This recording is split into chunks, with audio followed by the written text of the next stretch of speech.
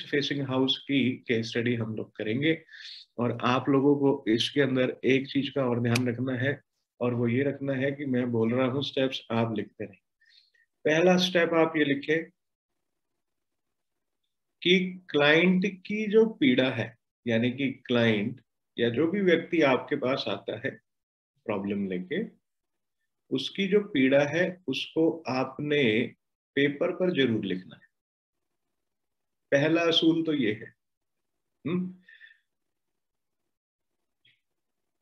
दूसरा स्टेप में आपने क्या करना है, ये तो बेसिक हो गया, जीरो पीरियड हो गया क्लास का, हाँ, कि पेपर पे लिखना है।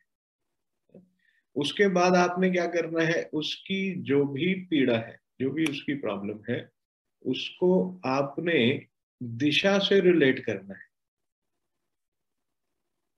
उसको हमने किससे रिलेट करना है, दिशा से रिलेट करना है। तीसरा आप लिखिए, मैं लिखवा रहा हूं आपको, उसको आपने जो भी उसकी पीड़ा है उसको द्वार से भी रिलेट करके देखना है।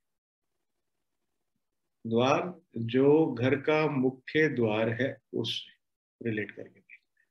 करेक्ट। तीसरा आपने अर्थ एनर्जीज को एनालाइज करना है, जो कि बार चार्ट के माध्यम से होता है। मैं ऐसा समझता हूं कि आप सभी लोगों को बार चार्ट कैसे बनाते हैं इसकी नॉलेज है।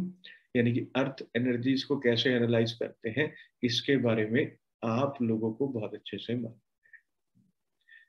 चौथा चरण जो है, फोर्थ स्टेप, इसके अंदर आपने तत्व शुद्धि परफॉर्म करनी है। ये कैसे होती है मैं आपको बता, लिखिए, तत्व शुद्धि।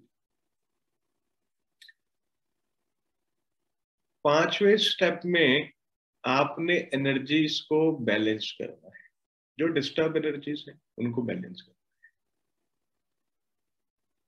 सिक्स्थ स्टेप में आपने रेमेडीज लगानी है, जैसे कि 2D रेमेडी हो गई, 3D रेमेडी हो गई, हेलेक्स हो गया, कीलक हो गया, दंड हो गया, ये सारी चीजें आपने सिक्स्थ स्टेप पर लगानी है। और जो सेवंथ स्टेप होगा आपका, वो होगा फॉलो अप करना। क्लियर? यहां तक समझ आ गया सब लोगों को? जो सेवंथ स्टेप है वो है फॉलो अप करना। ये देखना, ये मेक श्योर करना कि जो करके आए हो उसके रिजल्ट्स क्लाइंट को या उस गृह स्वामी को आ रहे हैं या नहीं आ रहे हैं। आ रहे हैं तो वेल एंड गुड, मुंह मीठा करो, और नहीं आ रहे हैं तो रीवर्क करो कि तुमसे कहां पर त्रुटि हो गई है। ऐसा कतई नहीं करना कि उसके फोन उठाने बंद कर दो, ठीक? ये नहीं करना, ये प्रिंसिपली रॉन्ग है। अब जब भी कभी किसी भी व्यक्ति को कोई पीड़ा होगी तो वो अपनी वाणी से उसका वर्णन करेगा, वो आपको बताएगा कि मुझे जीवन में क्या पीड़ा हो रही है। तो उदाहरण के तौर पे आप समझे कि एक व्यक्ति जब आपको ये बात कहता है कि मुझे कुछ सूझ नहीं रहा है, लिखिए पेपर पे,